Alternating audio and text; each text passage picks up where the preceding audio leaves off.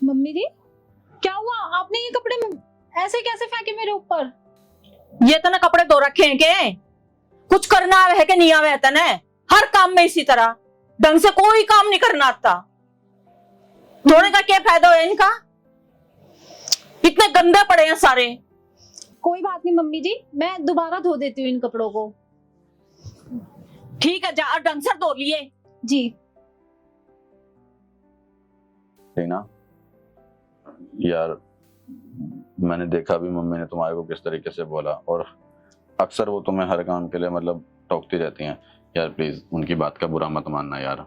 अरे नहीं, मैं ना कोई बुरा नहीं मानती, आप परेशान मत हो, मुझे कुछ बुरा नहीं लगता उनकी बातों का। नहीं यार, मैं देखता हूँ तुम सारे काम घर के करते हो, उसके बावजूद भी मम्मी पता नहीं क्यों बोल देती हैं यार तुम। कोई बात नहीं, क्या हो गया? मुझे बुरा नहीं लगता, आप टेंशन मत लो बिल्कुल भी, मैं सब हैंडल कर लूंगी, कोई दिक्कत नहीं है। बस अभी सुखा के लेके आई हूँ, इनकी तय करके रख दूं, वरना फिर मम्मी जी गुस्सा हो जाएंगी। चलो ठीक है यार, कर लो तुम। है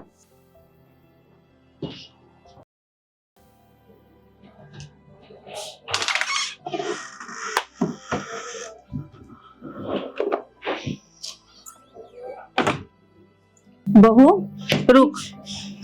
जी मम्मी जी। एक बार यहाँ बैठ बेटा, मैंने कोई बात करनी है तेरे से। बैठ जा। बोलिए मम्मी जी। बहू एक बात बता। बोलिए मम्मी जी।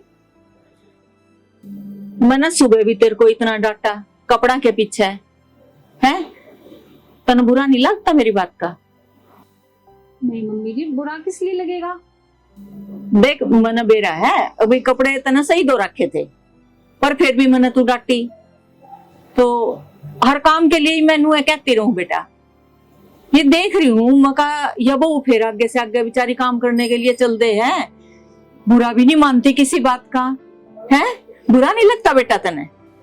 नहीं मम्मी जी, मुझे आपकी किसी भी बात का कोई बुरा नहीं लगता, और आप नहीं बताओगे तो और कौन बताएगा मुझे?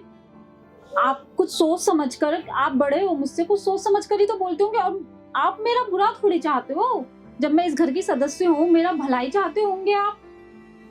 और वैसे भी मम्मी जी, मुझे ना इन सब की ना आदत है, क्योंकि जब शादी से पहले ना मेरी मम्मी मुझे ना हर बात पर टोकती थी, मुझसे बहुत काम करवाती थी, हर चीज पे टोका टाकी करती रहती थी। मैं कुछ भी काम करती थी ना, उन्हें कुछ भी काम समझ में ही नहीं आता था, तो मैं बहुत परेशान होती थी वहां पर। मैं सोचती थी कब इस जेल से आजाद होंगी मैं, कब इस जेल से निकलूंगी मैं, क्योंकि मेरी माँ मुझे बहुत परेशान करती थी हर चीज के लिए।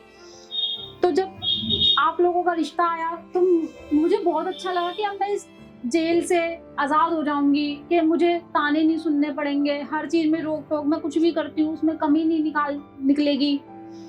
तो जब जिस दिन मेरी विदाई हो रही थी ना मम्मी, हाँ बेटा, उस दिन मेरी माँ ने मुझे मेरे अपने पास बुलाया। तब उन्होंने मुझे बताया कि जो वो मुझे डांटती थी, जो मुझे सुनाती थी, काम करवाती थी, बोलती थी, कि वो अब शादी के बाद मेरे काम में आएगा। वो मुझे सिखा रही थी कि मुझे आगे चल के कैसे रहना है, कि अगर मेरी सास मुझसे कुछ भी बोलती है, मुझे डांटती है, तो मुझे उसकी बात को बुरा नहीं मानना।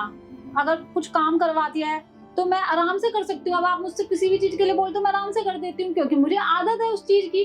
हाँ। क्योंकि मेरी माँ मेरे साथ ऐसा ही व्यवहार करती थी शादी से पहले। मैं यही देख रही हूँ बेटा, मैं जो कुछ भी कहूँ तू उसी टाइम फिर उस काम के लिए चल दे है। अब तेरे को ये नहीं लगा कि बेटा कि भाई मेरी माँ वहाँ मेरी माँ डांटती थी ऐसे ही, यहाँ ये सास भी ऐसे ही मिल गई, तूने तो चाहा था कि चलो छुटकारा हो गया मेरा है, इससे मेरा पीछा छूटा डांट खाने से, अब आगे तेरी सास भी ऐसी मिल गई। नहीं लगता तेरे को बेटा? नहीं मम्मी, वो तो मुझे सिखा रही थी बल्कि कि भाई मुझे किस तरह से रहना है ससुराल में जाके, ताकि मुझे कोई अगर मेरे ऊपर कोई समस्या आए, कोई भी। नहीं मम्मी जी, मुझे तो वो ना सिखा रही थी कि मुझे ससुराल में किस तरह से रहना है। इसलिए आप कुछ भी मुझे बोलती हैं, जब भी मुझे डांटते मुझे बुरा नहीं लगता, क्योंकि आप भी तो मेरी माँ है ना, मुझे उनकी झलक आप में नजर आती है, इसलिए मुझे कोई फर्क नहीं पड़ता। इसलिए मैं जो भी आप कहते हो मैं दोबारा से कर देती हूँ।